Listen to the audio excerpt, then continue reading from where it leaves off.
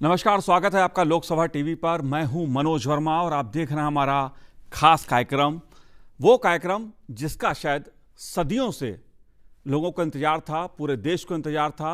आज प्रधानमंत्री नरेंद्र मोदी जी ने अयोध्या में भव्य राम मंदिर निर्माण का कार्य एक तरह से शुरू किया। उसके लिए भूमि पूजन किया, विधि विधान के साथ उन्होंने पूजन किया, रामलला के दर्शन उन्होंने किए और हनुमानगढ़ी में हनुमान जी की भी आराधना की। अपने संबोधन में उन्होंने कई महत्वपूर्ण बातें कही हैं। राम और भारत किस तरह से आपस में जुड़े हुए हैं, भारत से ही राम की पहचान है, राम की भारत से पहचान है, इसका भी उन्होंने बहुत जिक्र किया। राम का चरित्र उन्होंने बताया और कैसे देश आत्मविश्वास की ओर बढ़ेगा इससे, ये भी उन्होंने बताया। उन्होंने क्या कुछ कहा उसे भी हम समझाएंगे, लेकिन इस पूरे आंदोलन के कुछ अपने पहलू भी हैं, क्योंकि आज हम करीब 5 सदियों का जिक्र करेंगे। अपने इस अगले 1 घंटे के कार्यक्रम में समझने की कोशिश करेंगे। 3 खास मेहमान मेरे साथ इस समय जुड़े हुए हैं। 5 जन के संपादक हितेश शंकर जी हमारे साथ हैं। हितेश जी, आपका बहुत बहुत स्वागत है हमारे कार्यक्रम में। लोकसभा टीवी के संपादक श्याम किशोर शाही जी हमारे साथ हैं। श्याम जी, आपका भी बहुत बहुत स्वागत है।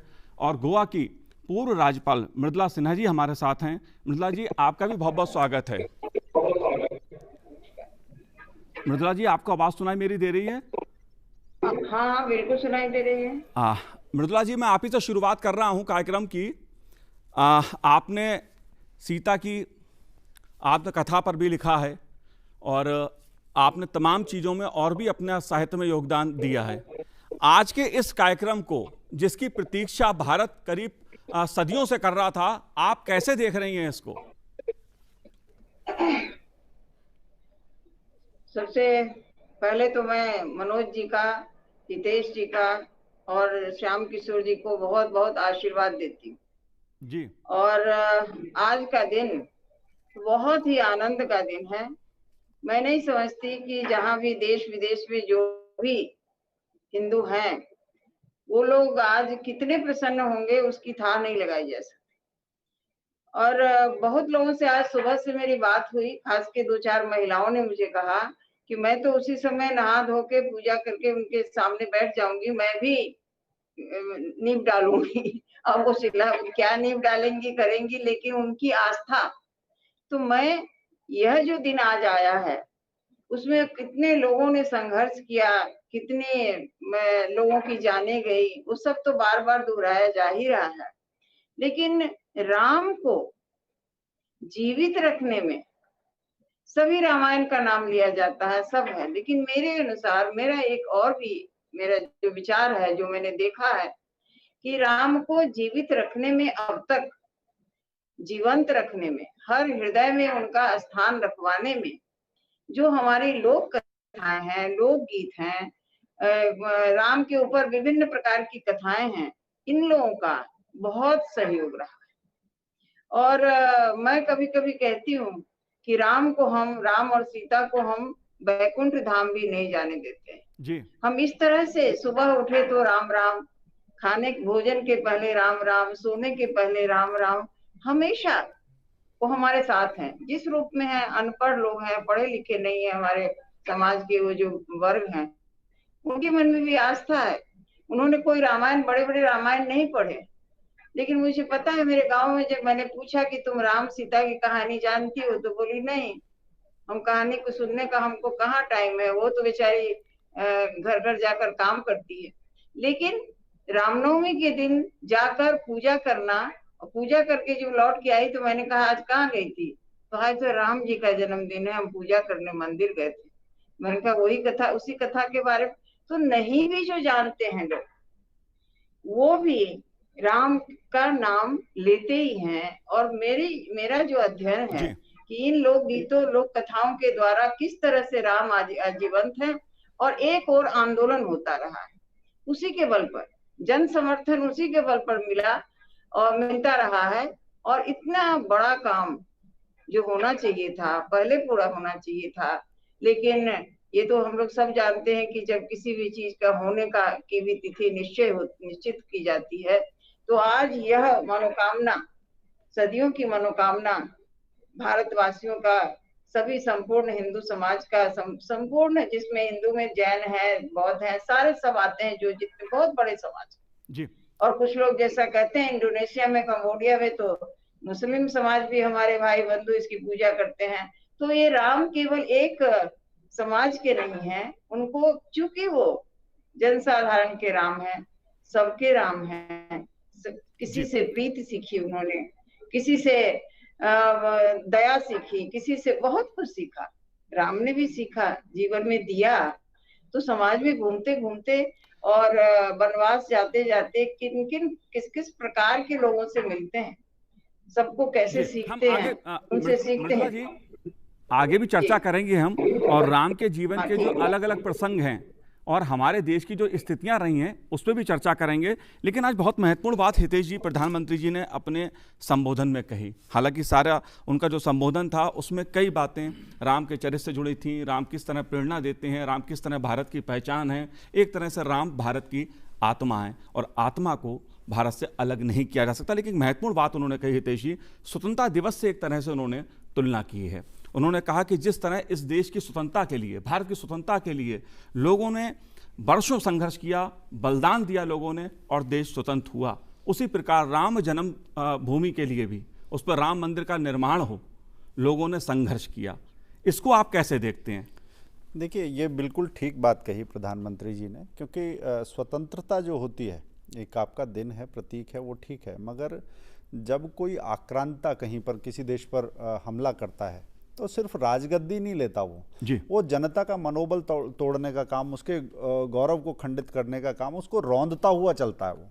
और इस प्रक्रिया में होता क्या है कि जहां आपको सबसे ज़्यादा दर्द होता है वहां पर कील ठोकी जाती है। 1528 में ऐसी ही कील ठोकी गई थी, वरना शासन अलग था, कोई आवश्यकता नहीं थी कि ये इबादत के लिए नहीं बनी थी। इबादत करनी होती, नमाज अता करनी होती तो मस्जिद खुले में या कहीं पर भी बन सकती थी, मगर समाज की आस्था के केंद्र को तोड़ना।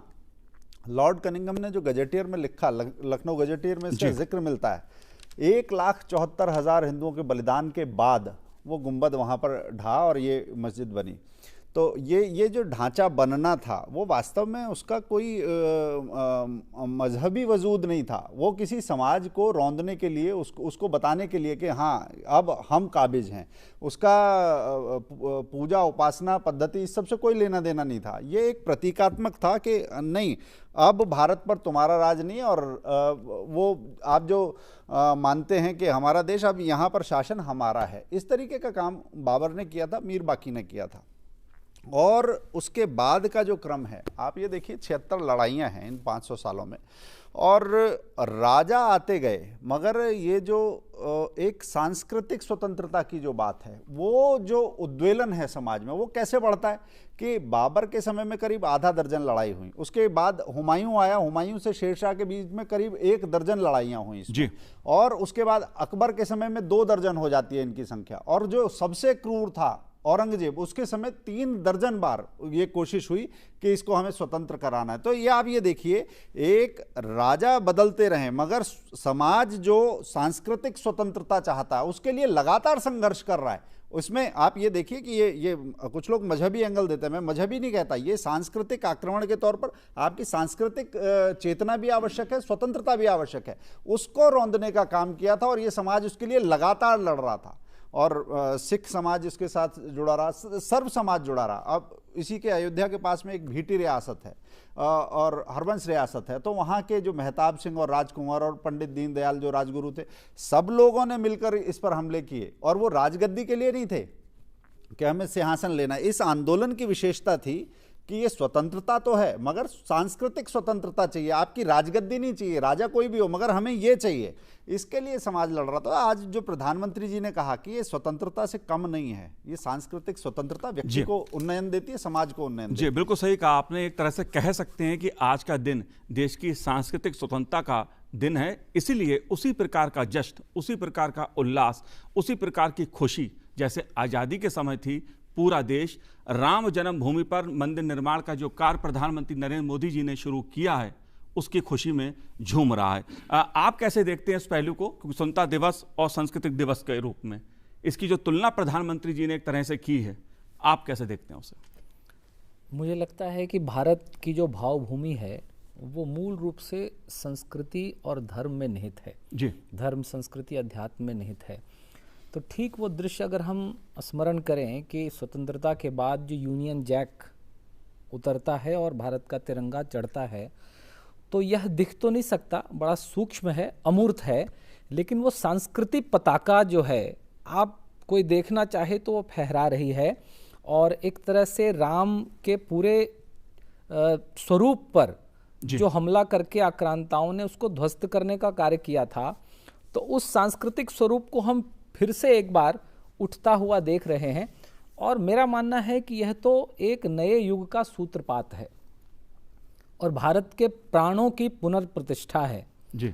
और हमारी आत्मा पर जो आघात हुआ था, तो हमने एक तरह से पुनर्जीवन लिया है और एक नए स्वरूप में हम सामने आ रहे हैं। और एक बात और जो आज प्रधानमंत्री जी ने कही कि एक आधुनिक भारत में एकता का सूत्रपात होगा जी। कोई 2000 तीर्थ स्थलों की मिट्टी वहाँ आई है, 100 नदियों का जल आया है और पिछले 30 वर्षों में 2,75,000 शिलाएं देश के गांवों से, लगभग हर गांव से वहाँ पहले से रखी हुई हैं। तो किस तरह का एक सांस्कृतिक स्वरूप हमारे सामने उपस्थित है वो हम देख सकते हैं। और मुझे लगता है कि आज एक तरह से तो उस संघर्ष की परिणति है, लेकिन इन संघर्षों में हमने जो खोया है उसको फिर से पाने का संघर्ष आज से प्रारंभ होगा। इस बात का हमें स्मरण रखना चाहिए। और राष्ट्रीय स्वयंसेवक संघ के सरसंघ चालक जी ने जो कहा कि हर मन में अयोध्या बसानी है, तो वो अयोध्या क्या है, इसे हमें आज पूरी तौर पर समझने का प्रयास करना चाहिए। जी बिल्कुल, समझने का प्रयास करना चाहिए। समझने का प्रयास इसलिए भी करना चाहिए क्योंकि राम जो हैं वो हमारी राष्ट्रीय भावना के प्रतीक हैं। मृदुला जी, मैं आपसे भी इस बात को समझना चाहूँगा। आप वरिष्ठ साहित्यकार भी हैं, पूर्व गवर्नर भी रही हैं आप। स्वतंत्रता दिवस से आज के दिन की तुलना करना, आप इसको कैसे देख रही हैं? कितना महत्वपूर्ण है आज का दिन? ये तो जैसे पहले पूर्व वक्ता ने अभी आपको कहा जी कि उन्होंने, जैसे हम स्वतंत्र होते हैं, सत्ता कोई हमारे ऊपर राज करे, दूसरी सत्ता से हम स्वतंत्र होते हैं, तो मन में बहुत बड़ा एक सुकून मिलता है कि हम अपनी तरह से जिंदा रह सकते हैं, अपनी तरह से। लेकिन ये तो संस्कार के लिए स्वतंत्रता दिवस है, ये हमारा संस्कार जो है वो पुनर्जीवित हुआ है और चल रहा है। तो ये तो बहुत बड़ी बात हुई ना, हमारी संस्कृति, हमारा संस्कार, क्योंकि ये इसमें तो सब कुछ, राजनीति भी, सत्ता भी, सब कुछ आ जाता है। तो ये दिन जो है, आज के दिन जो पुनः राम मंदिर पर फिर से मंदिर, भव्य मंदिर बनाने का संकल्प लिया गया है, तो ये बहुत बड़ी बात हुई है।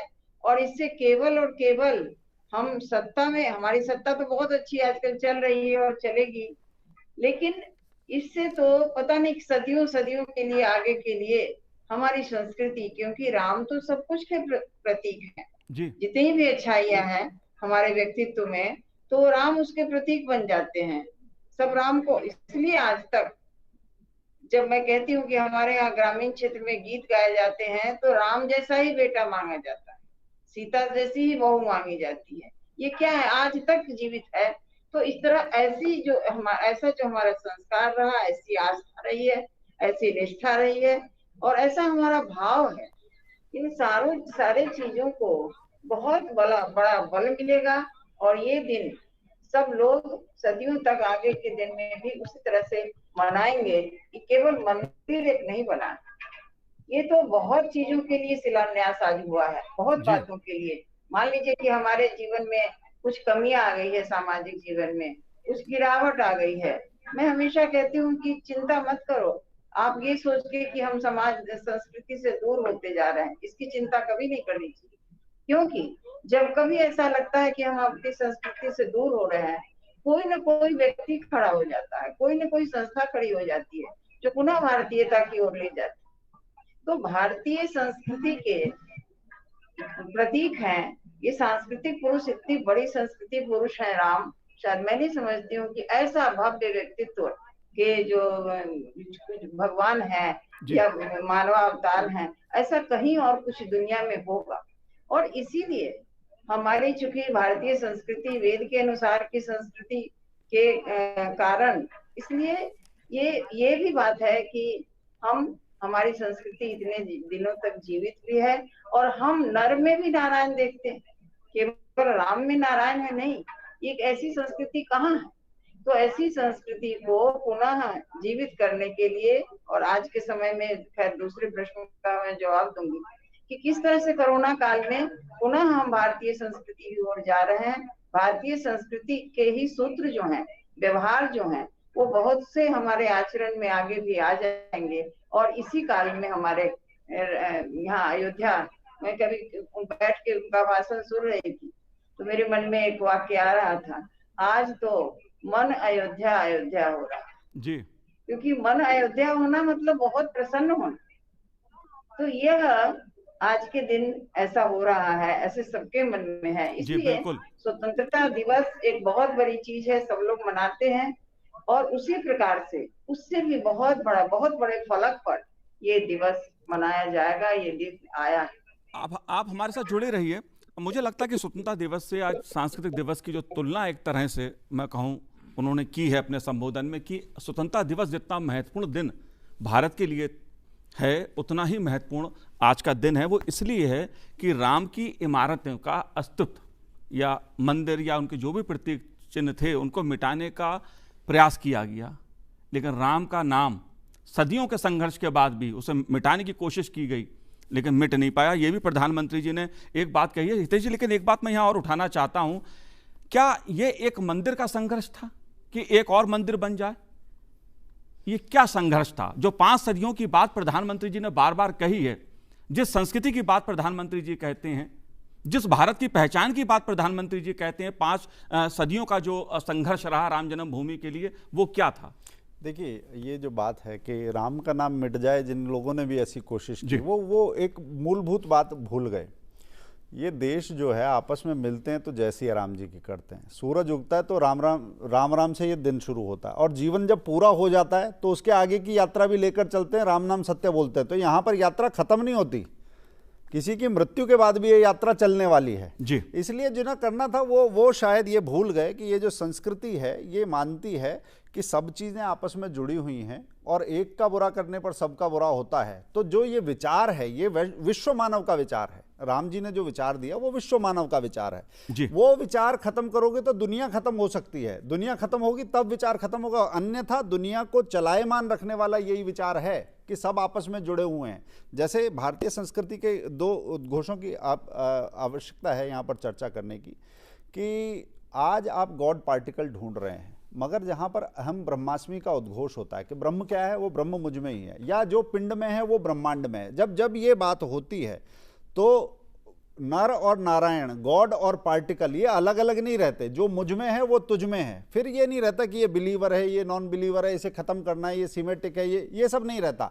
यही भाव है कि किसी का बुरा नहीं करना, अपनी मर्यादा में रहना है। और हमने क्या कहा राम जी को? राम जी को कहा पुरुषोत्तम। पुरुषोत्तम क्यों है? मर्यादा है तो पुरुषोत्तम है, अगर मर्यादा नहीं है तो आप नहीं है, आप मानव नहीं है। फिर इस मर्यादा का उल्लंघन करने पर नाश होता है। इसका प्रतीक, इसे बताने वाले राम जी हैं, क्योंकि शक्ति है, शक्ति अपार है, मगर वो लोकहितकारी शक्ति है।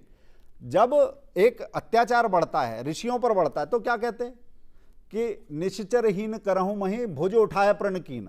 शक्ति है, उस समय करते हैं, और जिनका करना है, जो गलत कर रहे हैं उनको समाप्त करना है।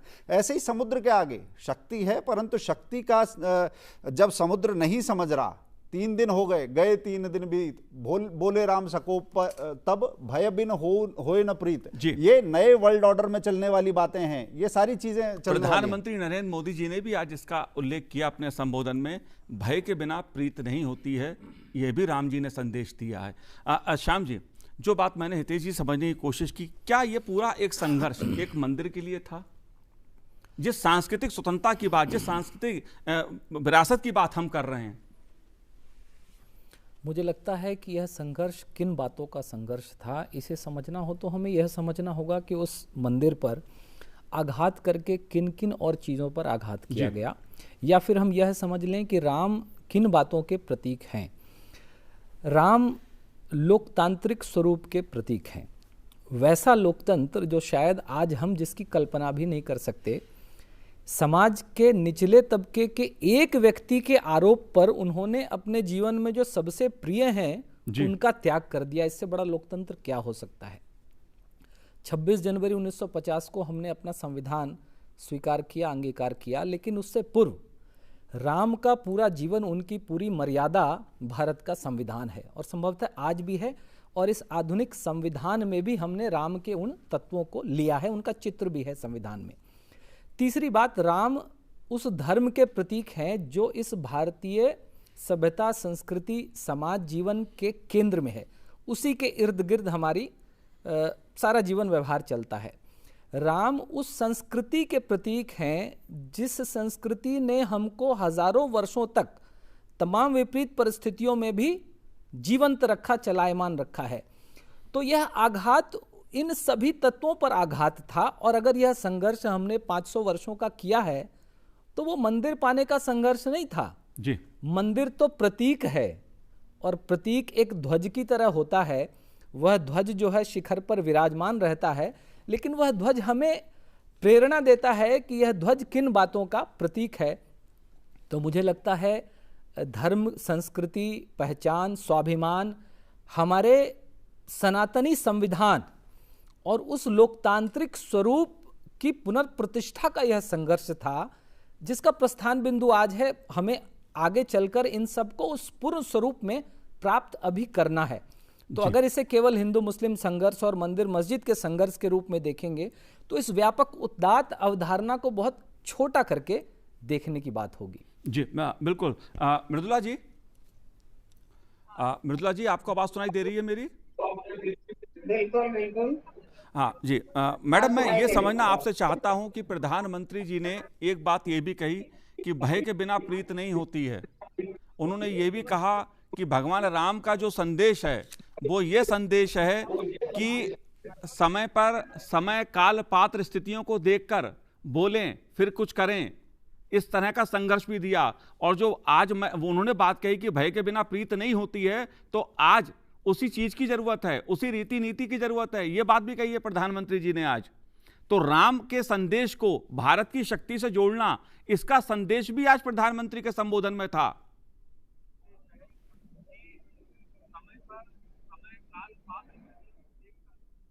जी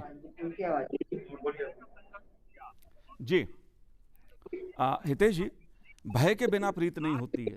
दरअसल उन्होंने राम राज्य की जो वर्णन किया उन्होंने, उसमें उन्होंने इस बात को कहा कि महात्मा गांधी ने जिस रामराज की बात कही थी वो दरअसल राम जी का पूरा जीवन जो है वही रामराज का एक तरह से, उनका पूरा जीवन ही रामराज है एक तरह से।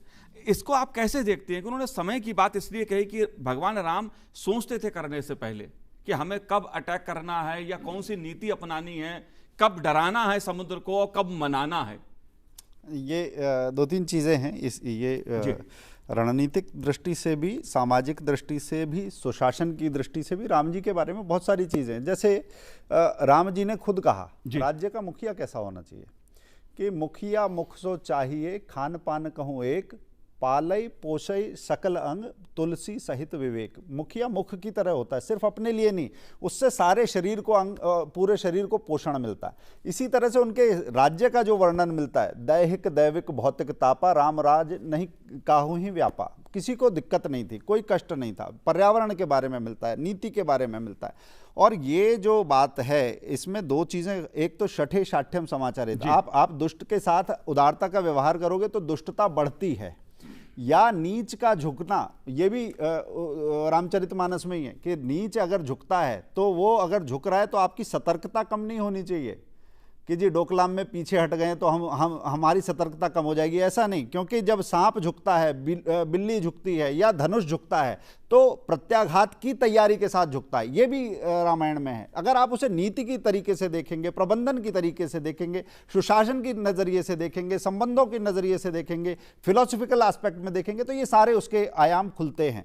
और मुझे लगता है कि दैनंदिन जीवन में जो आपको विचार देने वाली, सतर्क करने वाली, मर्यादित आचरण के लिए आग्रह करने वाले, ये सूत्र हैं, जीवन प्रबंधन के सूत्र हैं, और एक व्यक्ति के लिए भी हो सकते हैं, समाज के लिए भी हैं, पूरे राष्ट्र के लिए भी हो सकते हैं, और इनका एक वैश्विक मूल्य है, सबके लिए बराबर हैं। इसीलिए कहा जाता है सबके राम, जो आज चल रहा है सारे में ट्विटर पर सब जगह, सबके राम है। थोड़ा थोड़ा राम, अगर राम का रामत्व आपके जीवन में आ जाए तो जीवन और ये धरती अयोध्या बन जाएगी। अयोध्या का अर्थ ही है अयुद्ध, जिससे युद्ध नहीं किया जा सकता। कितना अच्छा हो अगर धरती पर युद्ध ना हो, आपका आपस में युद्ध ना हो, मन में जो द्वंद्व चल रहा है, अगर दिल अयोध्या है तो यहां पर भी द्वंद्व नहीं चलेगा।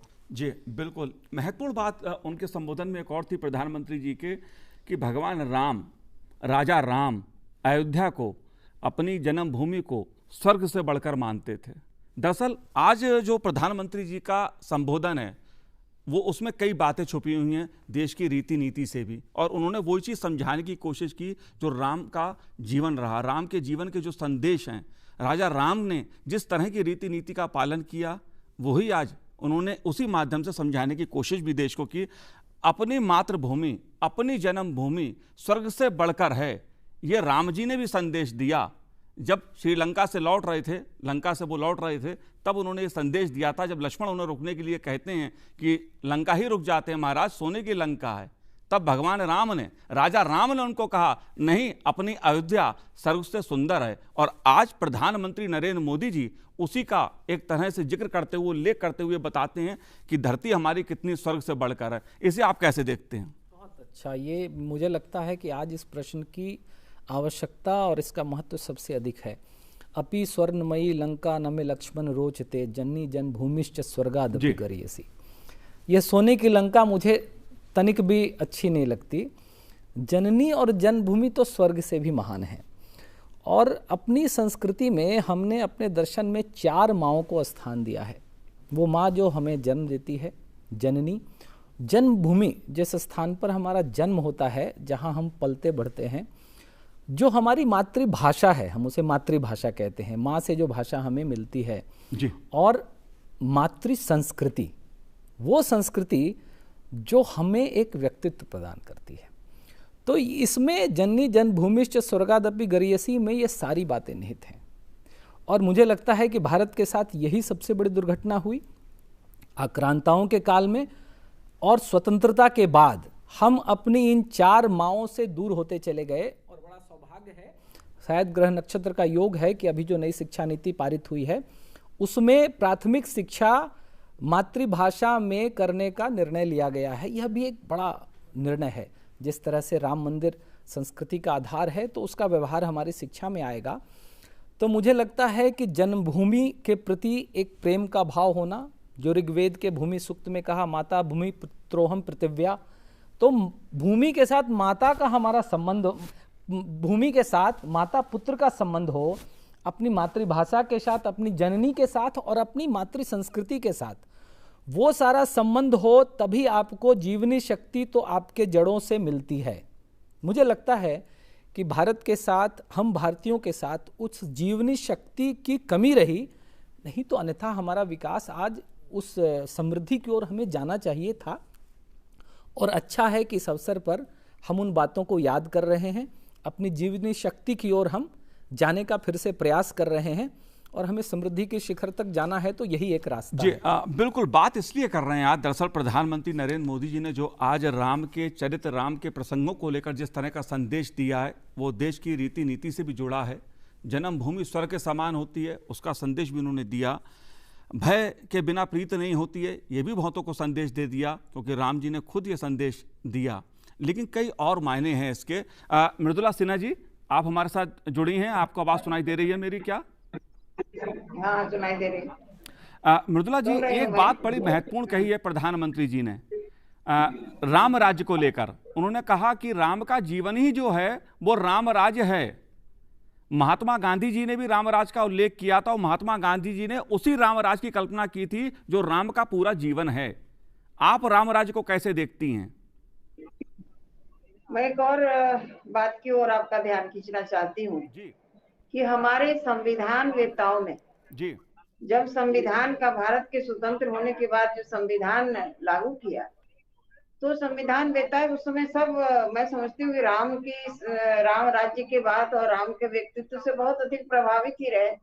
अपना संविधान बनाना है तो उस समय भी उनको ममता के लिए, समता के लिए, बहुत सारी चीजों के लिए, सबके लिए ये ध्यान में रहा हो। एक और याद दिलाऊं कि इसमें जो ओरिजिनल कॉपी है, जी मुझे किसी ने भेंट किया, उसमें राम का कई चित्र है। राम जो संविधान में है राम का चित्र। जी उस समय तो कोई ये नहीं कह रहा था कि हाँ सेकुलर और ये सब की चर्चा नहीं थी, उसमें है। इसका मतलब है कि हम राज्य सत्ता चलाते हुए भी, कोई भी काम करते हुए, परिवार में काम कर रहे हैं, भाई भाई का प्रेम है, या समाज में काम कर रहे हैं, सबरी का प्रेम है, हर तरह से, और राज सत्ता तक राम का जो आदर्श रहा, राम राज्य की जो कल्पना रही, उसको मैं जब राम राज्य के बारे में पढ़ रही थी किसी कारण से, जी तो हमने बहुत विस्तार, बहुत बार पढ़ चुकी हूँ। इस बार जब पढ़ा तो उसमें मुझे लगा कि हम सब आत्मवत् सर्वभूतेषु या पश्यति सा पंडिता, ये कहते हैं हम अपने सारे भौतिक जगत को अपनी तरह देखते हैं। हमें मालूम है कि कोई पेड़ कट जाता है तो बहुत दुख होता है, इसमें मैंने एक लेख भी इस बार जो सच्चाई है उस पर लिखा है, या कोई भी जानवर हमारे सामने मर जाए तो हमको उसके लिए तकलीफ, तो आत्मवत् सर्वभूतेषु वाली बात। तो ये सारे जो प्रकृति के अवयव हैं, पेड़ हैं, पौधे हैं, सारे, इसमें उन्होंने इतनी अच्छी तरह से उसकी व्याख्या की है कि राम राज्य में जिसको जो दायित्व दिया निर्माता ने, ब्रह्मा ने, जो भी सब जो दायित्व देने वाले थे, पेड़ का क्या दायित्व, पशु का क्या दायित्व, नदी का क्या दायित्व, वर्षा जो है जितनी आवश्यकता होती है उतनी ही होती है। मतलब एक ही उदाहरण देकर मैं बताऊं कि कोई भी जो ग्रह नक्षत्र है, सब है, वो अपनी तरह से जो जनता की आवश्यकता है उसी के अनुसार, सूरज भी उतना ही ताप देता है जितने पृथ्वी को। ये कैसी कल्पना है? जी और ये कल्पना नहीं है, यदि इसका थोड़ा भी है तो संविधान बनाते हुए भी कोई भी देश जो है जो इन सारी चीजों को जानता है, और भारत ही वो देश है, और मॉरिशस में, सूरीनाम में, गायना में, हम सब जानते हैं, उसके विस्तार में नहीं जाना चाहूंगी। ये गुटका रामायण लेकर वहां जाने पर मजदूर की क्या हालत थी, और वो मजदूरों के जो तीसरी पीढ़ी है वहां राज करता है, तो वहां उनका अंश है। तो इस प्रकार से हम राम को कितने प्रकार से याद करते हैं, किसी भी तरह का जीवन हो उसमें याद करते हैं। और इसलिए यदि आपने, आपका प्रश्न, मैं भूल रही हूँ क्या प्रश्न आपका था, पता नहीं, मैंने जवाब नहीं, दिया आपने बता दिया। तो जी जी बिल्कुल बता दिया।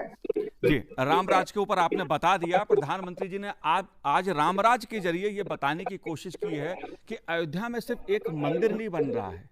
अयोध्या में दरअसल भारत की जो संस्कृति रही है, भारत का जो संदेश रहा है दुनिया के लिए, जो वैश्विक कुटुंब का जो संदेश भारत ने दिया, उसका एक प्रकार से संदेश है। जो रामराज की बात की जाती है, वो की जाती है, क्यों की जाती है, वो भगवान राम का जीवन, उसका संदेश अपने में है। मृदुला जी, आपने हमसे बात की, आपका बहुत बहुत शुक्रिया, धन्यवाद आपका। हितेश जी, एक बात बहुत महत्वपूर्ण प्रधानमंत्री जी ने इसमें कई बातें कही हैं वैसे तो, लेकिन उन्होंने जो बात एक कही कि राम परिवर्तन और आधुनिकता के पक्षकार हैं, किस तरह से उन्होंने ये बात कही? देखिए, ये राम जी का जीवन संकीर्णता का जीवन नहीं है। वो समय, युग, स्थान, परिस्थिति के हिसाब से खुद को ढालते हुए चलते हैं। तो आप ये नहीं कह सकते कि उसे किसी एक खास ब्रैकेट में बांध कर देख सकते हैं। और नई चीज़ों का आह्वान नहीं होगा, उपयोग नहीं होगा, ऐसा नहीं है कि पुष्पक विमान है तो बाद में पुष्पक विमान से ही आते हैं। और नए तरीके से पुल बनाना है, जो पुल कभी किसी ने नहीं बनाया, वो क्या टेक्नोलॉजी हो सकती है, किन लोगों को जोड़ा जा सकता है। तो एक संगठन के तौर पर, एक संगठक के तौर पर, और नई रीति नीति को अपनाने के लिए आग्रह करते हुए आपको राम दिखाई देते हैं। तो कहीं पर भी आप ये देखिए कि बंधे बंधाए ढर्रे पर नहीं, जिस तरीके से होता है उससे आगे बढ़कर काम करना, ये राम जी के जीवन में बार बार दिखाई देता है। जी बिल्कुल, और भी चीज़ें समझने की कोशिश करूंगा, क्योंकि आज संस्कृति के साथ बार बार जो प्रधानमंत्री नरेंद्र मोदी ने जिस बात पे जोर दिया, वो आधुनिकता पर दिया, विकास पर दिया, मंदिर के साथ आधुनिकता को जोड़ा, संस्कृति के साथ विकास को जोड़ा। लेकिन आज प्रधानमंत्री का जो कार्यक्रम रहा अयोध्या में, उसके कई और भी मायने हैं, क्योंकि जिस तरह से रामलला के समक्ष देश के प्रधानमंत्री नरेंद्र मोदी जी दंडवत हुए, पूजा अर्चना की, उसके क्या मायने हैं, इसे भी समझने की कोशिश करूंगा, क्योंकि इस देश में राजनीति दूसरी भी बहुत हुई है, इसको भी समझने की कोशिश करेंगे क्या मायने हैं। फिलहाल समय एक छोटे से ब्रेक का है, देखते रहिए लोकसभा टीवी।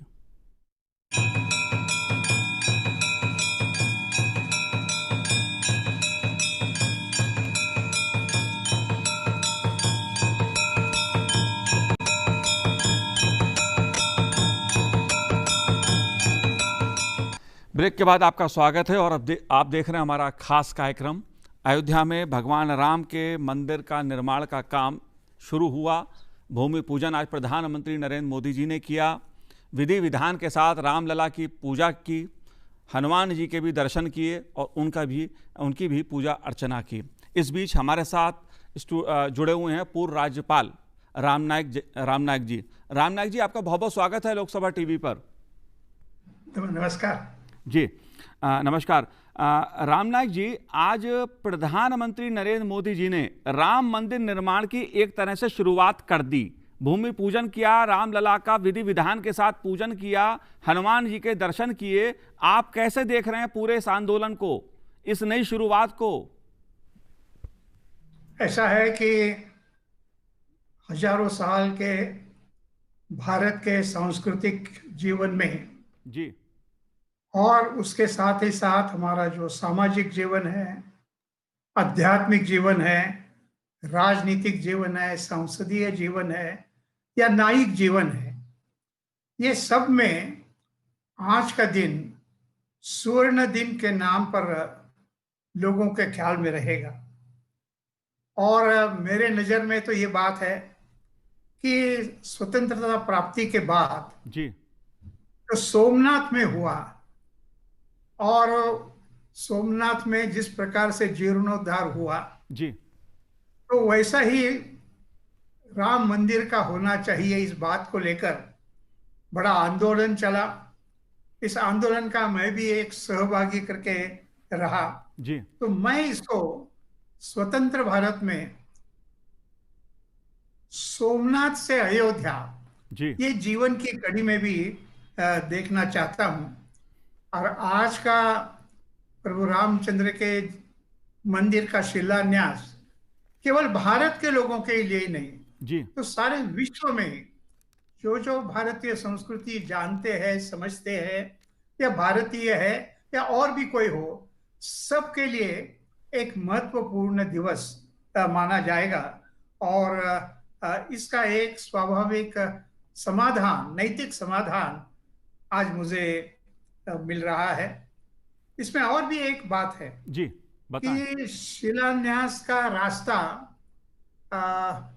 जैसे राम के जीवन में वह राजा बनने का रास्ता भी उनका अधिकार होते हुए भी उनको आसानी से प्राप्त नहीं हुआ। मैं मानता हूं कि ये राम मंदिर के शिलान्यास का रास्ता भी एक दृष्टि से देखा जाए तो कंटकाकीर्ण इस प्रकार का रास्ता था।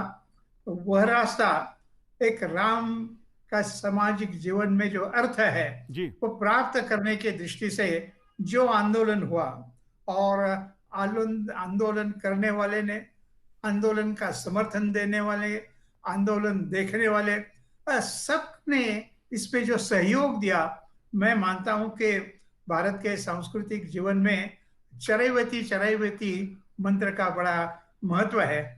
इसका मतलब है चलते रहो, चलते रहो, चलते रहो। ये चलते हुए यात्रा जो सोमनाथ से प्रारंभ हुई थी, वो मैं आज मानता हूं कि सही स्थान पर आई है और मंदिर का निर्माण का काम शुरू होगा। और इसमें भारत के अलग अलग जो काम करने वाले संविधान का यदि विचार करें तो संविधान हमारे 3 पैरों पर, 3 खंभों पर खड़ा है, ऐसा हम कहते हैं। एक है न्यायिक, एक है प्रशासनिक और एक है सामुदायिक जीवन जगने का। तो यहाँ हर न्यायिक की भी परीक्षा हुई, यहाँ एडमिनिस्ट्रेशन की भी परीक्षा हुई। सब परीक्षाओं के साथ, जैसे सीता जी के बारे में कहा जाता था कि भाई उनको अग्निदिव्य करना पड़ा, तो मुझे लगता है कि राम मंदिर के निर्माण के लिए भी एक अग्निदिव्य जैसा हुआ।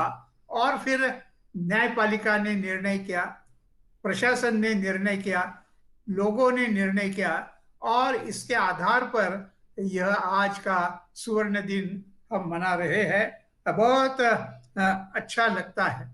और ये अच्छा जब लगता है तो उस समय पर उस राम की कथा जो हजारों साल अपने यहाँ चल रही है, हमारे यहाँ पद्धति भी है कि भाई, और राष्ट्रपिता महात्मा गांधी जी ने भी उन शब्दों में कहा था कि हम राम राज्य चाहते हैं। जी। तो राम राज्य की जो संकल्पना हजारों सालों से लोगों के मन में है, अच्छा काम करेंगे, बुरा सहन नहीं करेंगे, वगैरह वगैरह जो है, वह साकार होने का प्रारंभ करने का आज का दिन है। और मुझे ऐसा लगता है कि ये दिन हम सबके भविष्य में परीक्षा लेने वाला है। जी। और ये मंदिर बनता कैसा है वह एक बात है, लेकिन मंदिर देखने के बाद जो भाव निर्माण होंगे, वो भाव सबको एक प्रकार की ऊर्जा देगा।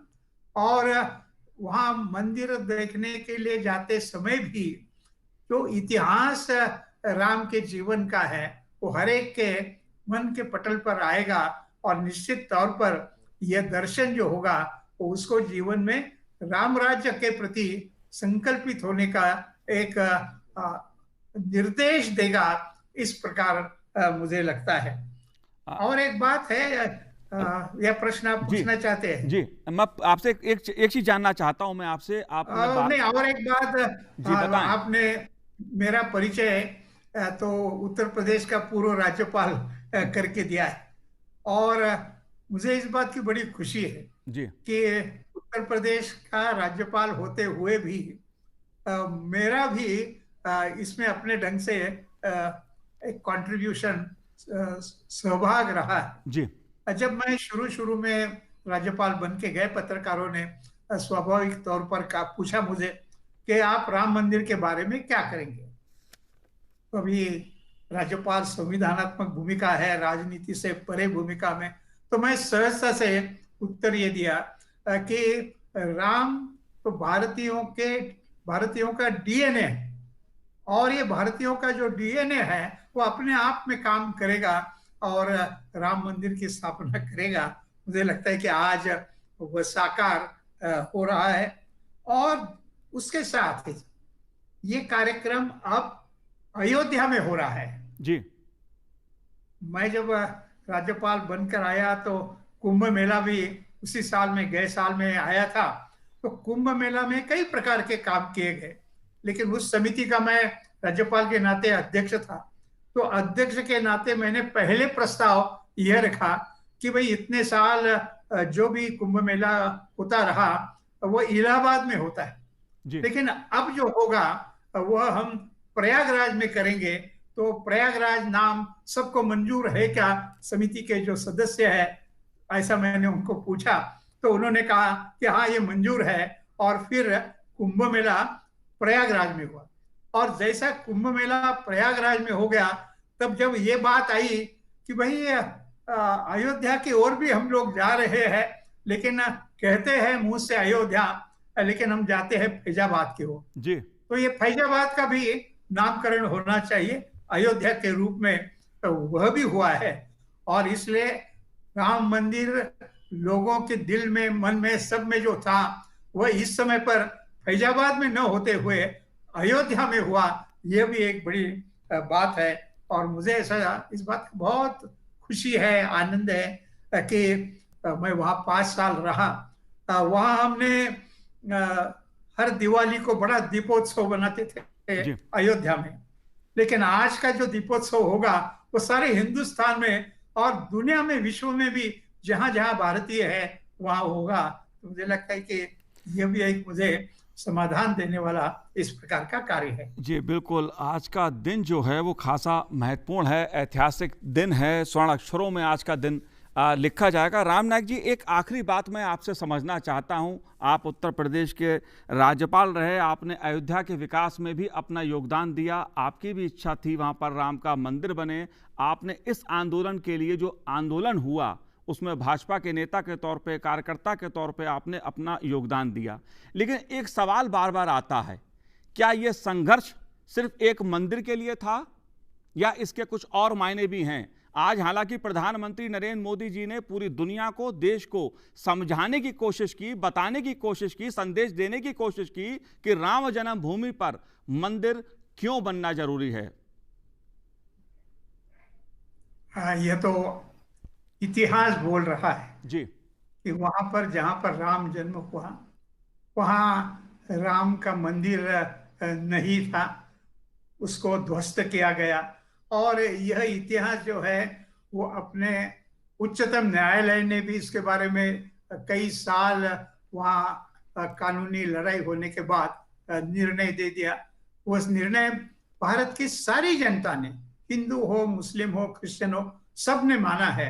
और इसलिए ऐसी स्थिति में जो निर्णय हुआ है जी वह हमें एक प्रकार की ऊर्जा देगा। और इसलिए मैंने प्रारंभ में उल्लेख जो किया वह उल्लेख किया मैंने सोमनाथ का जीर्णोद्धार क्यों हुआ। कई दफे सोमनाथ मंदिर लूटा गया, लेकिन वह एक हमारे अस्मिता का प्रतीक था। तो अपनी अस्मिता फिर से जागरूक करने के लिए, और एक राजनीतिक किसी को चाहिए तो इसमें अंतर भी है। जब वहां सोमनाथ के मंदिर का पुनर्निर्माण हुआ तब उस समय पर देश के प्रधानमंत्री पंडित जवाहरलाल नेहरू थे। उनको ये मंजूर नहीं था, इसलिए वो उस कार्यक्रम में नहीं थे।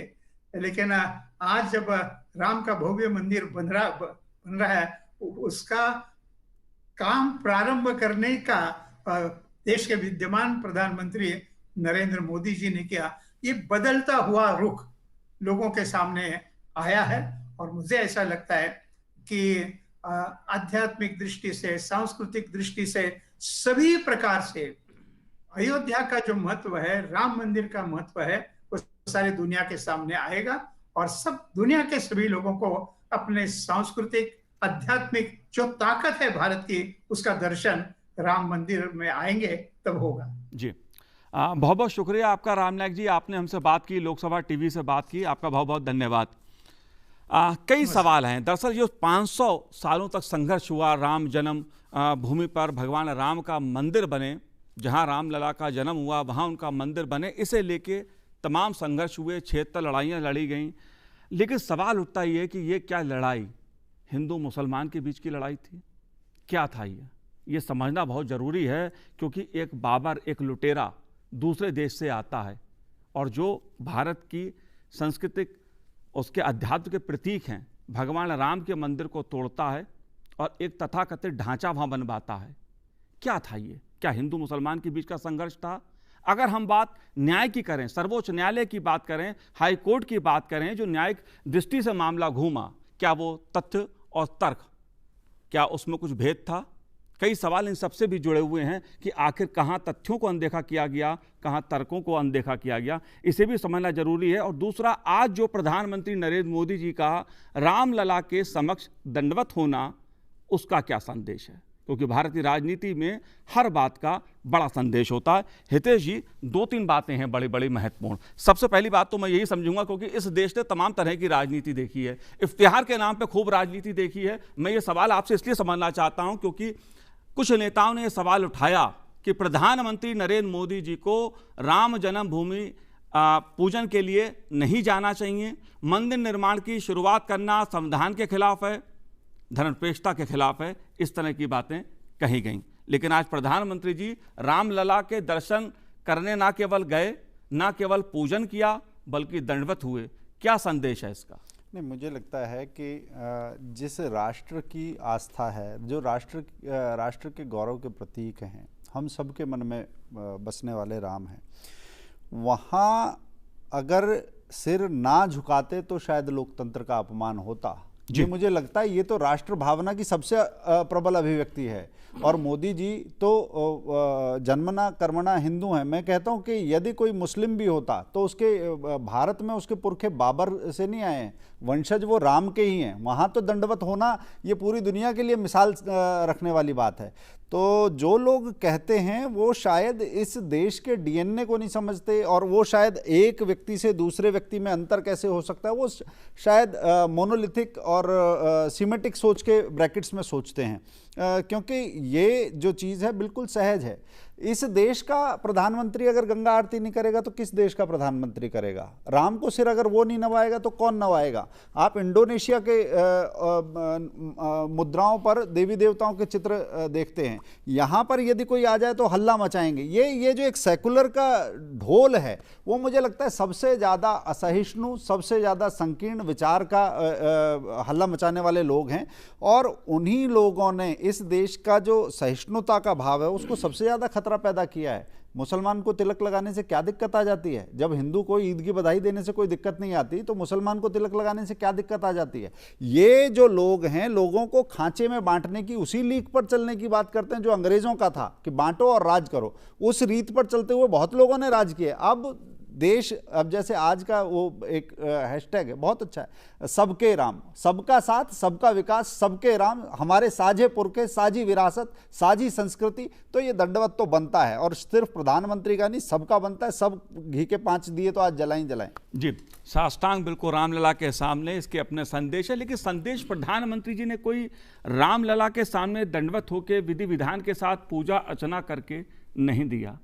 राम उनके आराध्य हैं, वो संदेश देना था। लेकिन शायद आपको वो तस्वीर भी याद होगी जब प्रधानमंत्री नरेंद्र मोदी जी 2014 में प्रधानमंत्री बन के पहली बार संसद आए थे, तो इसी संसद की चौखट को भी उन्होंने नमन किया था, उसे वो किया था। श्याम जी, हम 2 तस्वीर देख रहे हैं आज, इसकी तुलना होगी, बातें लोग करेंगे क्योंकि इस देश में संविधान की बात होती है, लेकिन हमने वो दृश्य देखा था जब प्रधानमंत्री नरेंद्र मोदी जी पहली बार चुनकर आए थे। इसी संसद भवन की चौखट को भी उन्होंने नमन किया था, दंडवत यहाँ पर भी हुए थे, और आज रामलला के दरबार में, रामलला के समक्ष साष्टांग दंडवत करते हैं। इसको आप कैसे देखते हैं? मनोज जी, बहुत अच्छा, दोनों दृश्य की तुलना होनी चाहिए, ये मौका है। और आपने एक बात और कही कि हर उस कृत्य का कोई ना कोई संकेत है, कोई ना कोई मायने है, और निश्चित तौर पर है, वह अनायास नहीं है, उसका महत्व है, उसका विश्लेषण होना ही चाहिए। लेकिन उससे पूर्व एक बात, सोमनाथ मंदिर के पुनर्निर्माण की बात आ रही है, और उसमें जब सर्वविदित है, इतिहास जानता है कि उसके पुनर्निर्माण की इच्छा नेहरू जी की कतई नहीं थी। जब डॉक्टर राजेंद्र प्रसाद उस समय के राष्ट्रपति वहाँ उन्होंने जाना स्वीकार किया तो उन्होंने भरसक प्रयास किया, कोई 30 के लगभग पत्र उन्होंने लिखे अलग अलग व्यक्तियों को कि उनको किसी तरह से रोका जाए, लेकिन ऐसा हुआ नहीं।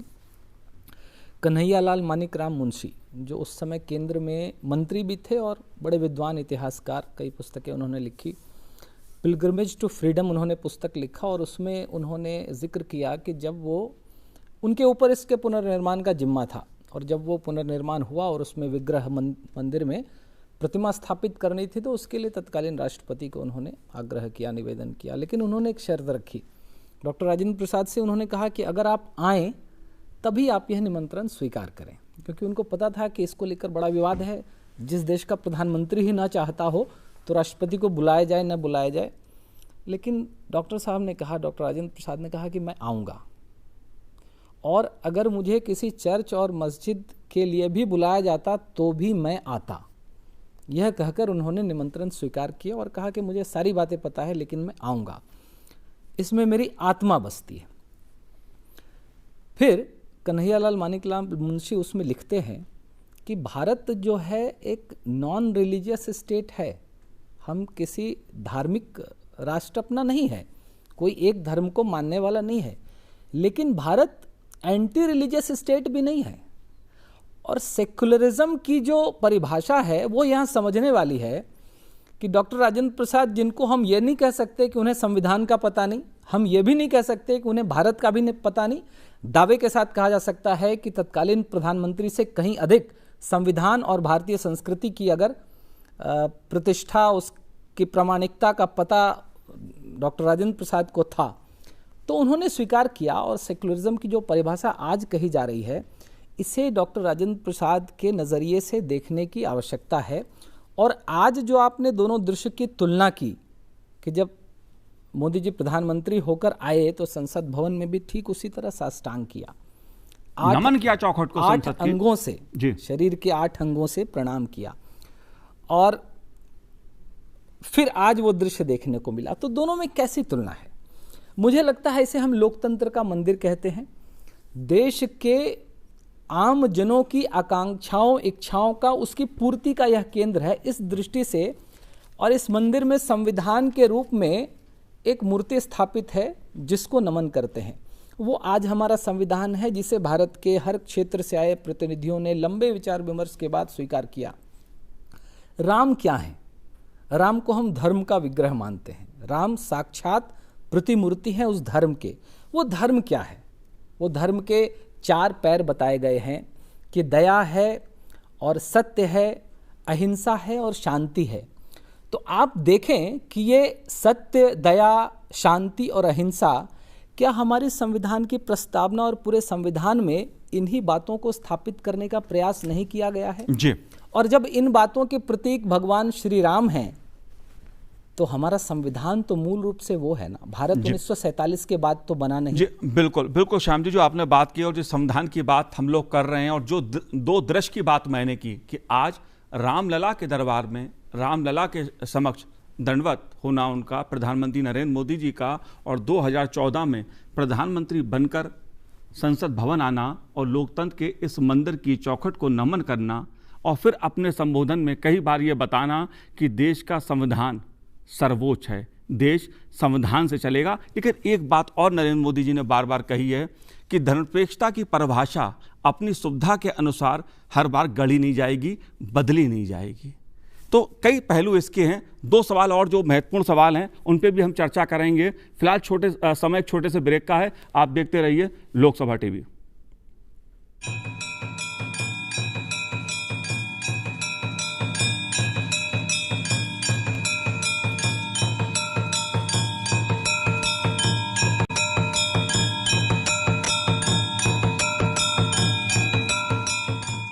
ब्रेक के बाद आपका स्वागत है। आप देख रहे हैं हमारा खास कार्यक्रम। अयोध्या में प्रधानमंत्री नरेंद्र मोदी जी ने आज मंदिर निर्माण के लिए भूमि पूजन किया, एक तरह से उस कार्य का शुभारंभ किया। कई महत्वपूर्ण बातें प्रधानमंत्री जी ने आज अपने संबोधन में कही हैं। राम के विभिन्न प्रसंगों का उल्लेख करते हुए उन्होंने बताया कि भारत की भी रीति नीति क्या है। ये भी एक संदेश देने की उन्होंने कोशिश की अपने राम जन्मभूमि के संबोधन से। उन्होंने हमारे साथ इस समय सामाजिक कार्यकर्ता, सुप्रीम कोर्ट की अधिवक्ता मोनिका अरोड़ा जी भी जुड़ी हुई हैं। मोनिका जी, आपका बहुत बहुत स्वागत है लोकसभा टीवी पर। मोनिका जी, आपने आज प्रधानमंत्री जी का संबोधन सुना जरूर है आपने, आपको क्या कुछ खास लगा, क्या मायने हैं संदेश के? देखिए, प्रधानमंत्री जी का जो संबोधन था और मेरे सामने जो बाबा साहब अंबेडकर जी के कॉन्स्टिट्यूशन का प्रियम्बल था वो एग्जैक्टली सेम था। जो प्रधानमंत्री जी ने कहा कि जो भव्य राम मंदिर बनने जा रहा है उसका आज जो भूमि पूजन हो रहा है वो आस्था का प्रतीक है, वो श्रद्धा का प्रतीक है, वो संकल्प का प्रतीक है, वो समानता का प्रतीक है, वो सम्मान का प्रतीक है और वो कोई भेदभाव नहीं होगा इसका प्रतीक है जी। वो जस्टिस का प्रतीक है, न्यायप्रियता का प्रतीक है।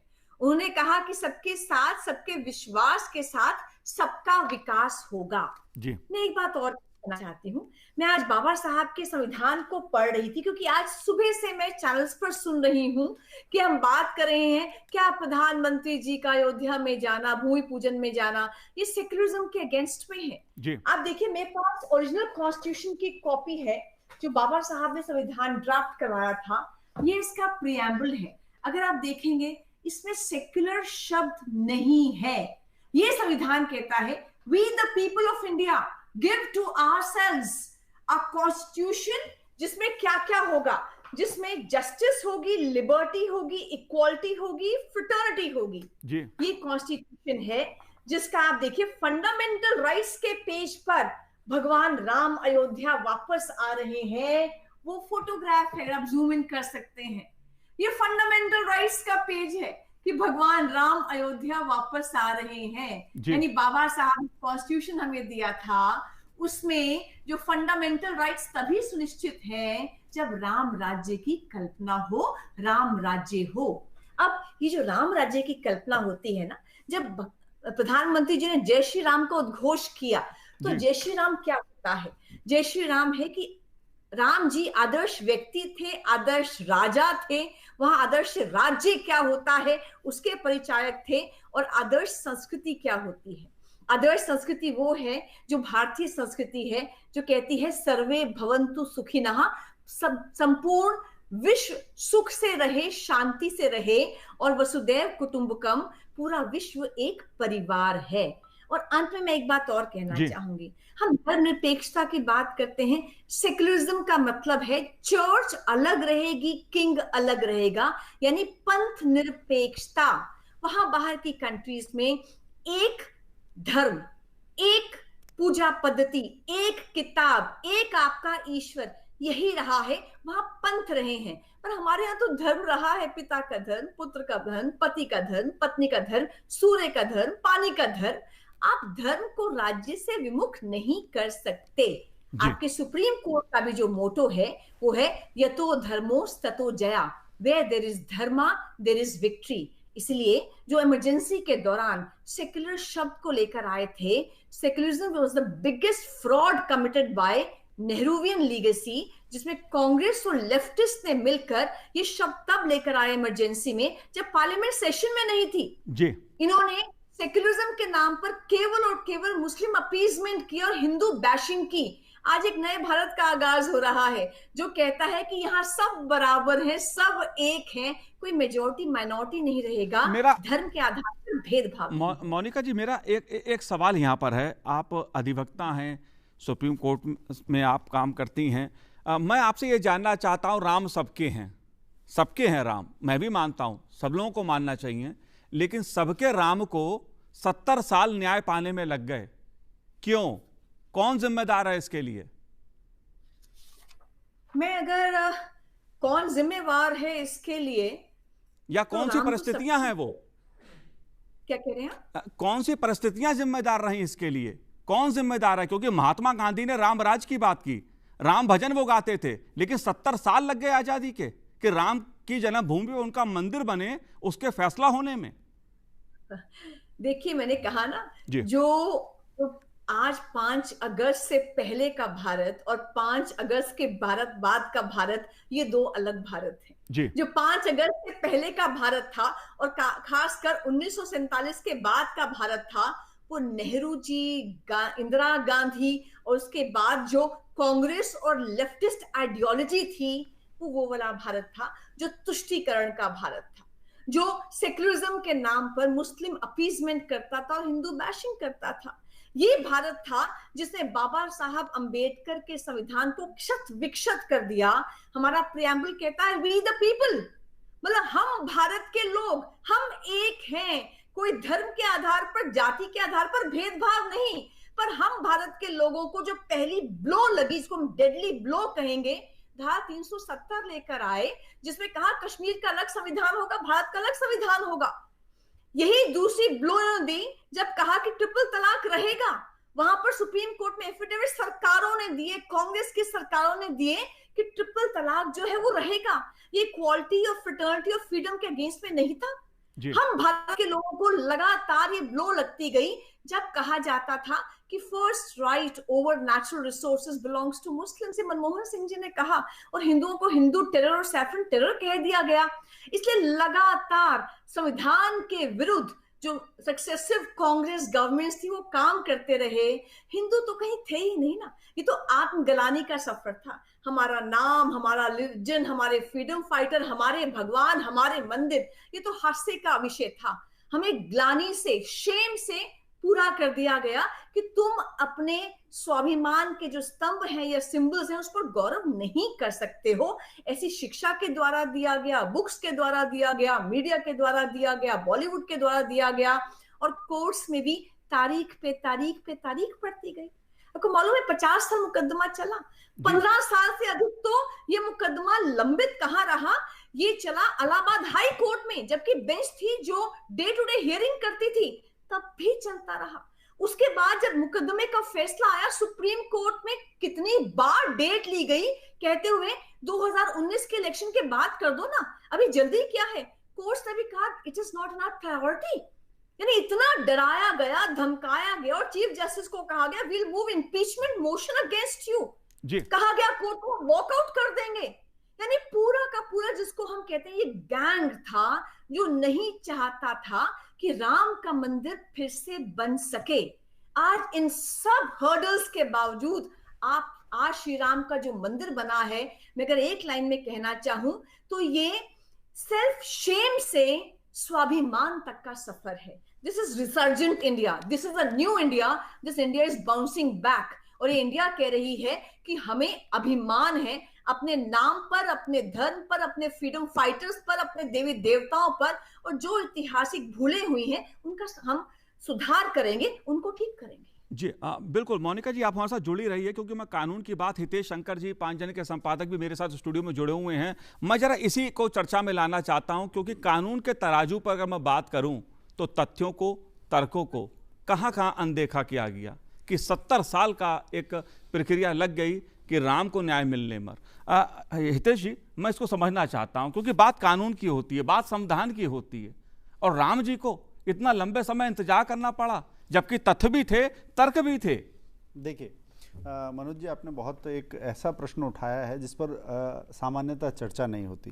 पहली बात तो ये आपने जो कहा कि क्या ये लड़ाई हिंदू मुस्लिम लड़ाई थी, तो ये वास्तव में हिंदू मुस्लिम लड़ाई नहीं थी, क्योंकि आप ये देखिए कि इस देश की आज़ादी की जो पहली लड़ाई थी 1857 जो थी, अंग्रेज़ उसे कहते हैं कि सिपाही विद्रोह था, मगर ये देश जानता है क्योंकि जिस तरीके से एक संगठित तौर पर अगर ये देश की बात नहीं होती तो झांसी की रानी, तात्या टोपे और नाना पेशवा सब लोग और मंगल पांडे, सारा देश में वो नहीं दिखाई देता, और बहादुर शाह जफर उसकी अगुवाई कर रहे हैं, बाकी सारे लड़ रहे हैं। तो ये एकता का एक चित्र दिखाई देता है, और ये एकता का चित्र अंग्रेज़ों को डरा रहा था, मगर इस देश ने रिकॉग्नाइज भी किया कि ये एकता ही हमारी ताकत है। मैं मौलाना अमीर अली का एक जिक्र करना चाहूँगा यहाँ पर।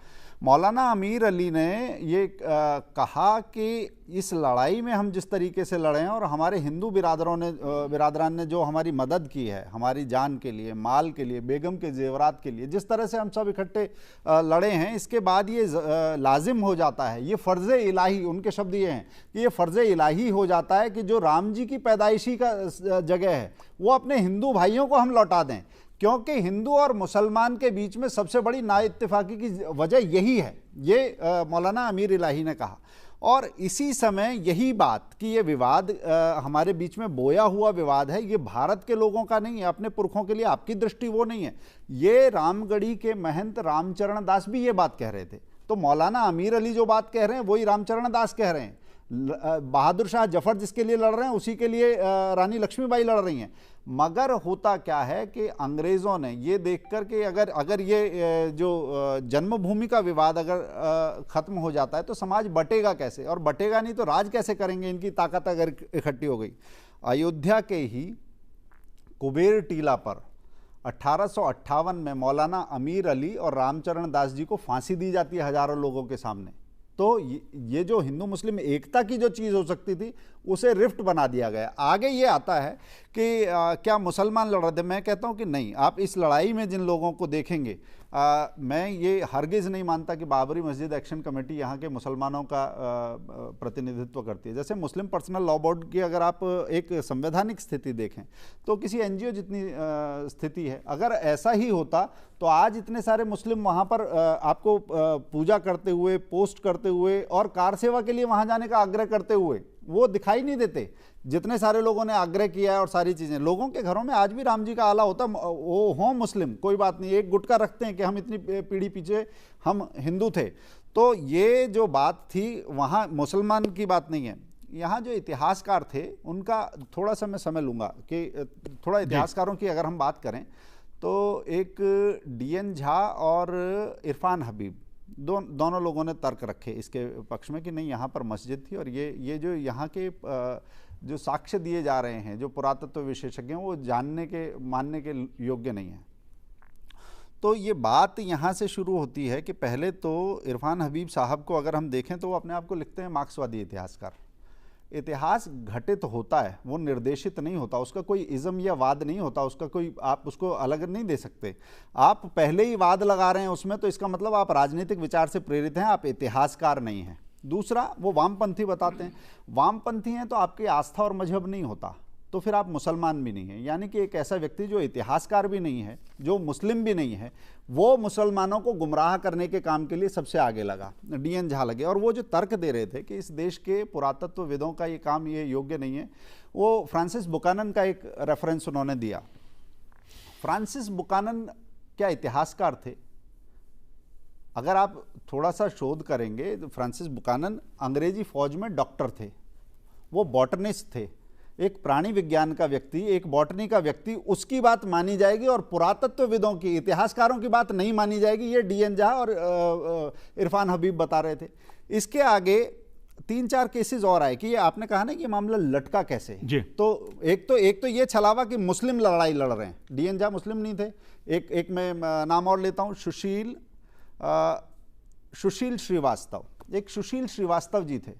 सुशील श्रीवास्तव जी गवाही देने आए, उनकी पेशी हुई तो उनसे पूछा गया कि आपका इसके बारे में क्या मत है। तो उनका कहना था कि ये तो मस्जिद है। और तो उनसे कहा कि आपकी जानकारी कैसे है। थोड़ा सा जानकारी ली गई कि आपने कोई दस्तावेज पढ़े, कागज़ पढ़े, अध्ययन किया, कि आपका जानकारी का स्तर क्या है। तो पता चला कि उन्हें अरबी नहीं आती, उन्हें फ़ारसी नहीं आती, उन्हें संस्कृत नहीं आती और उन्हें इतिहास की भी बहुत थोड़ी जानकारी है। फिर पूछा कि आप ये तर्क लेकर आ गए, आपको ये सारी चीज़ें बताई किसने? तो कहते कि हमारे ससुर साहब ने कहा है। तो आप ये बताइए, ऐसे लोग वहाँ पर कोर्ट में आ गए थे और सज्जाद के नाम से उन्होंने एक अयोध्या पर किताब लिख रखी थी, मुसलमानों को गुमराह करने के लिए वो नाम और हिंदुओं की आस्था पर आघात करने के लिए एक अलग पहचान। ऐसे लोग आ गए। ऐसे ही एक सुवीरा जायसवाल आ गई। सुवीरा जायसवाल ने जब वो वहाँ पर पहुँची तो उनसे पूछा गया कि जो इस मामले में जो एक पुस्तक है, डॉक्टर मजीद की जो पुस्तक है, वो आपकी बात आप कह रही हैं कि यहाँ पर मंदिर नहीं था, मगर ये पुस्तक जो है वो कंट्राडिक्ट करती है। तो उन्होंने कहा कि मैं इस पुस्तक से सहमत नहीं हूँ। तो पुस्तक की जो स्थापना थी उसके बारे में थोड़ी उनसे और जानकारी ली गई। पता चला उन्होंने पुस्तक पढ़ी ही नहीं है, एक पुस्तक पढ़ी ही नहीं है, और आप कोर्ट में जाके कह रहे हो कि मैं उससे सहमत नहीं हूँ। ये सुवीरा जायसवाल, वो भी मुस्लिम नहीं थी। सुशील श्रीवास्तव भी नहीं मुस्लिम थे। एक और सुरेश चंद्र साहब थे। वो उनकी 2 गवाहियाँ हुई और पहली गवाही में उन्होंने कहा कि मैं अंदर गया तो मैंने देखा कि फ़ारसी में शिलालेख लगा हुआ और ये तो मस्जिद की जगह थी। दूसरी बार में गए तो मैं गया अंदर और मैंने देखा कि अरबी में शिलालेख लगा हुआ है। उनसे कोर्ट ने पूछा कि शिलालेख अरबी में है या फ़ारसी में है, आपको कौन सी भाषा आती है? पता चला दोनों में से कोई भाषा नहीं आती। तो ऐसे लोग जिनकी जानकारी का स्तर शून्य है वो बुद्धिजीवी बने बैठे हैं, जो राजनीति से प्रेरित हैं और एक इज्म को लेकर चल रहे हैं वो इतिहासकार बने बैठे हैं, और जो मुस्लिम नहीं है वो भी मुस्लिम समुदाय को भ्रमित करने का काम कर रहे हैं। इस तरह से ये 70 साल चली है लड़ाई। 40 साल जिला न्यायालयों में चली, उसके बाद 20 साल हाई कोर्ट में चली, उसके बाद 10 साल सुप्रीम कोर्ट में चली। और सुप्रीम कोर्ट ने एक बड़ा अच्छा काम किया, जो दोनों फैसलों के बीच में अगर हम अंतर देखें तो सुप्रीम कोर्ट ने, हाई कोर्ट ने क्या किया था कि उसके पास तथ्य थे, साक्ष्य थे, स्थापनाएं थी, मगर कि ये झगड़ो मत, आपस में बांट लो। बात ये नहीं थी, करना था आपको दूध का दूध पानी का पानी, ये बांट लो का मामला नहीं था। सुप्रीम कोर्ट ने कहा कि सारी बातें एक तरफ, आस्था और विश्वास एक तरफ, मगर जो साक्ष्य कह रहे हैं न्याय कानून उसको देखेगा।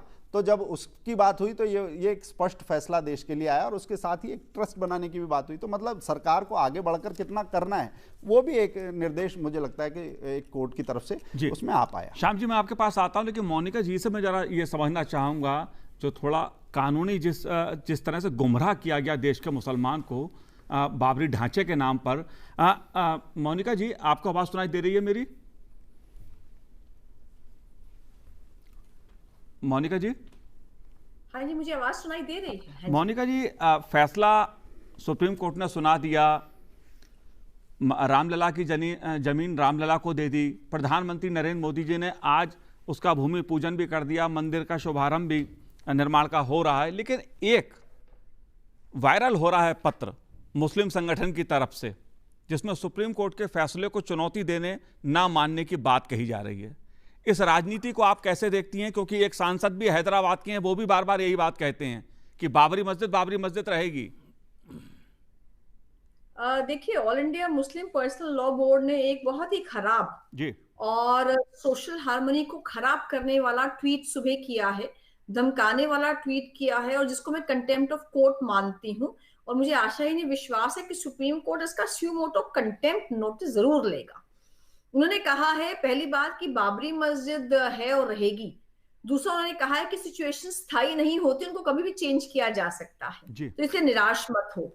तीसरा उन्होंने कहा है, जो मस्जिद का नाम लिया है, जिसको जो एक चर्च थी उसको हटाकर उसको एक मस्जिद बना दिया गया है। और चौथा उन्होंने कहा है कि मेजॉरिटेरियन ऑपरेसिव जो शॉकिंग और शेमफुल जजमेंट है जो सुप्रीम कोर्ट ने दी है। All India Muslim personal law board जिस प्रकार की नफरत फैला रहा है और इस समय फैला रहा है, जबकि पूरा देश के मुसलमान और जितने भी पिटिशनर थे सुन्नी वक्फ बोर्ड की ओर से भी, वो भी वेलकम कर रहे हैं कि रामलला के दर्शन करने हम जा रहे हैं और मोदी जी आएंगे तो उनको हम रामचरितमानस भेंट करेंगे। तो आप देखिए, ये जो लोग हैं अभी गिनती के रह गए हैं, ये मुस्लिम समुदाय का प्रतिनिधित्व नहीं करते हैं। इन लोगों को अब तक पालन और पोषित किया गया इनको कांग्रेस की रिस्पेक्टिव गवर्नमेंट्स ने। अब समय है कि इनको डिसॉल्व किया जाए या इनको इलीगल डिक्लेयर कर दिया जाए। और जो कंटेम्प्ट लगातार सुप्रीम कोर्ट के खिलाफ कर रहे हैं और लोगों को भड़काने का प्रयास कर रहे हैं, इसी को हम कहते हैं बाबरी मानसिकता। ये जो बाबरी मानसिकता है ना, इसी बाबरी मानसिकता से जो ताहिर हुसैन आम आदमी पार्टी का एमएलए है, जिसने दिल्ली में दंगे करवाए, उसने क्या कहा कि राम जन्मभूमि पर जो डिसीजन आया है सुप्रीम कोर्ट का, मैं उससे आहत हूं। जो ट्रिपल तलाक को समाप्त किया है, मैं उससे आहत हूं। 370 समाप्त हुए, मैं उससे आहत हूं। इसलिए मैंने पैसा खर्च किया और दिल्ली में दंगे कराए। तो ये जो all India Muslim personal law board का भड़काऊ बयान ट्विटर पर आया है और जो प्रेस कॉन्फ्रेंस वगैरह कर रहे हैं, इसी से ताहिर हुसैन जैसे विलन्स पैदा होते हैं जो सामाजिक समरसता को और सामाजिक जो हार्मनी है उसको खतरा पैदा करते हैं। जी, एक सवाल और कांग्रेस का मैं आपसे पूछना चाहूँगा, वो ये कि कांग्रेस पार्टी कह रही है राजीव गांधी भी चाहते थे मंदिर वहाँ बनता, मंदिर बनाना चाहते थे, दिग्विजय सिंह जी ने कहा है, इसे आप कैसे देखती हैं? मैंने कहीं पढ़ा था कि सावरकर जी ने शायद 1959 के आसपास, अगर मैं ईयर ठीक से याद करती हूँ, कहा था कि एक समय ऐसा आएगा जब कांग्रेस अपने ओवरकोट के ऊपर जनेऊ धारण करेगी। तो इसको मैं ऐसा ही देखती हूँ।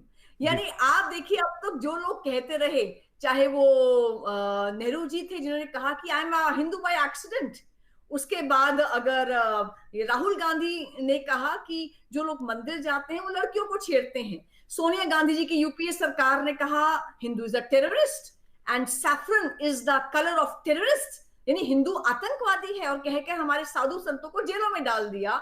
आज वही लोग लगातार कहने का प्रयास कर रहे हैं कि हम हैं जिसके कारण राम मंदिर बन रहा है। तो आप देखिए, कहां ये राम सेतु को तोड़ने की बात कर रहे थे, कहां ये राम के अस्तित्व को ही एफिडेविट में सुप्रीम कोर्ट में चैलेंज कर रहे थे, और आज अपने को राम के वंशज बता रहे हैं, राम के अनुयायी बता रहे हैं। तो मुझे लगता है नए भारत का आगाज है जहां सब राममय हो गए हैं। जी बिल्कुल, प्रधानमंत्री जी ने भी आज यही बात कही है कि पूरा भारत राममय है। मोनिका जी, आपने हमसे बात की, आपका बहुत बहुत शुक्रिया, बहुत बहुत धन्यवाद आपका। श्याम जी, अगर मैं थोड़ा सा राजनीति की बात इसमें करूं, क्योंकि एकदम कांग्रेस पार्टी के नेता प्रियंका गांधी राम जी के प्रति श्रद्धा दिखाती हैं, दिग्विजय सिंह कहते हैं हम तो चाहते ही थे राम मंदिर बनाना, पूर्व प्रधानमंत्री राजीव गांधी जी भी चाहते थे, कमलनाथ जी हनुमान जी का पाठ कर रहे हैं, इसे आप कैसे देख रहे हैं? मनोज जी, मुझे लगता है कि अब अवसर आ गया है कि इन राजनीतिक पार्टियों का चरित्र का विश्लेषण ठीक होना चाहिए। आज जो ऐतिहासिक घटना हुई है उसके लिए कौन लोग जिम्मेदार हैं? इस देश ने जो नुकसान सहा है, लगभग 50 वर्ष पीछे हुए हैं हम इस हिंदू मुस्लिम के झगड़े में जी, और जितना नाश हुआ है, जितना नुकसान हुआ है, उसकी भरपाई कौन करेगा? उसके लिए किसी न किसी को जिम्मेदार तो ठहराना चाहिए। कांग्रेस की नीति स्पष्ट रूप से कहा जाए तो हमेशा पहले तो मुस्लिम अपीजमेंट की रही, और दूसरे तौर पर उन्होंने दोनों तरफ को एक तरह से यह दिखाने का प्रयास किया कि हम आपके साथ भी हैं, हम आपके साथ भी हैं। मुस्लिमों का एक मुश्त वोट मिलता रहे और हिंदुओं को जातियों में बांटकर वोट लिया जाता रहे। यहाँ की लगभग राजनीतिक पार्टियों का यही चरित्र रहा। इसका नुकसान देश को जो हुआ है वो हम सभी लोगों के सामने है। जब शिलान्यास होता है 86 में, तो शिलान्यास कितनी तत्परता से एकदम जल्द से कर दिया जाता है। वीएचपी की और राष्ट्रीय स्वयंसेवक संघ की मांग होती रही, देश के साधु संतों का आंदोलन होता रहा। उस समय भी यही प्रयास रहा कि देखिए जी शिलान्यास तो हमने कराया, और इधर फिर आगे उसको रुकवाने का भी काम करते हैं, जो इधर को भी लगे कि ये इनके साथ हैं, इधर को भी लगे कि ये इनके साथ हैं। ये जो चरित्र है वो आज भी उभर कर आ रहा है। लेकिन आज एक दूसरा बड़ा संकट है।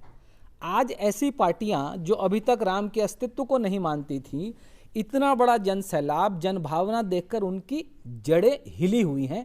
अब उन्हें समझ में नहीं आ रहा है कि इस नाव पे पैर रखें कि इस नाव पे रखें। लेकिन ये कोई सत्ता के कारण हुआ ऐसा भी नहीं समझना चाहिए।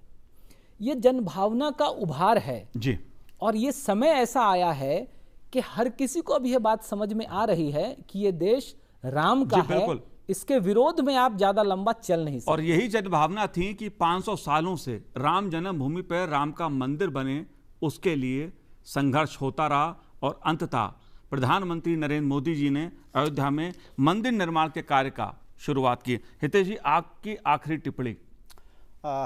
ये जो इसके राजनीतिक स्वरूप की बात आई या श्रेय और हस्तक्षेप की बात आई, इसमें मैं ये देखता हूँ कि कांग्रेस का कनेक्ट जो था, वो जो संपर्क था, जुड़ाव था जनता से, वो तभी ख़त्म हो गया था कि गांधी जी के जन आंदोलन के बाद। उसके बाद गांधी जी भी इनके लिए उसी तरह की करेंसी थे राजनीति की, जैसे नोट पर छापते हैं। और आप ये देखिए, जो प्रियंका जी का जो ट्वीट है मैंने देखा, वो अच्छा है। उस पर एक ही कमेंट हो सकता है गांधी जी के भजन में से कि सबको सन्मति दे भगवान। जो लोग कहते थे कि राम का अस्तित्व नहीं है, वो आज जय सिया राम लिख के चिट्ठी लिख रहे हैं, तो सन्मति आई है। दूसरी बात, इसमें जो पहला अगर हस्तक्षेप अगर किया, सोमनाथ मंदिर से पहले की बात है, 1949 में नेहरू जी ने लिखा था। कांग्रेस उसका श्रेय लेगी क्या? नेहरू जी ने तत्कालीन डीएम, वो जो जिला प्रशासन को लिखा था, उत्तर प्रदेश सरकार को लिखा था, वहाँ से चिट्ठी थी, के नायर उस समय डिप्टी कमिश्नर थे, और लिखा था कि यहाँ पर ये सारी मूर्ति उर्ति हटा के इसे वापस वैसा ही किया जाए, बंद किया जाए ये सारी चीज़ें, और उसके लिए आवश्यक हो तो बल प्रयोग भी किया जाए। आपको जिस मामले की जानकारी नहीं है, आप जिसकी पृष्ठभूमि नहीं जानते, जिसके लिए आपको जनभावना ही नहीं पता, उसके लिए आप, मैं प्रधानमंत्री हूँ, इसके लिए आप हनक के साथ ऑर्डर निकाल देते हैं। वो तो अच्छा हुआ कि के नायर जी ने उस समय मुद्दे की संवेदनशीलता समझते हुए कहा कि नहीं, ये संभव नहीं है और ये काम होता हो तो किसी और से करा लो, तो वो रुका। कांग्रेस को अगर श्रेय लेना है तो दो चीजें हैं जहां से ये कांग्रेस मिस कर जाती है। एक 83 में दाऊदयाल खन्ना जी ने जो मुजफ्फरनगर से किया था, गुलजारी नंदा जी उस समय पर मौजूद थे, दोनों कांग्रेस के नेता थे। इस आह्वान को जोड़ने की बात थी, मगर कांग्रेस वहां पर कनेक्ट नहीं कर पाई, इसलिए वो भूल जाती है।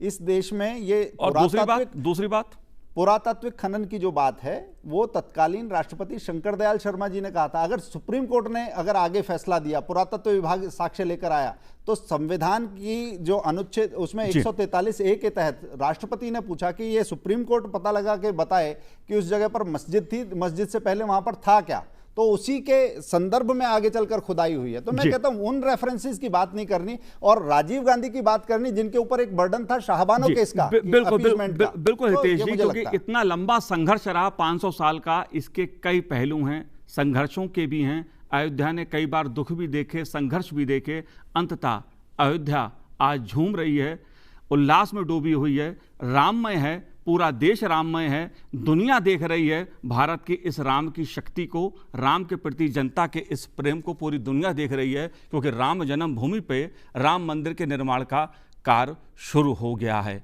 प्रधानमंत्री नरेंद्र मोदी जी ने उसका भूमि पूजन किया और विधि विधान के साथ रामलला की पूजा अर्चना की। आप दोनों ने हमसे बात की, आपका बहुत बहुत शुक्रिया, धन्यवाद आप दोनों का, और आपका भी बहुत बहुत शुक्रिया। तो आज इस कार्यक्रम में इतना ही, मुझे दीजिए आज्ञा, नमस्कार।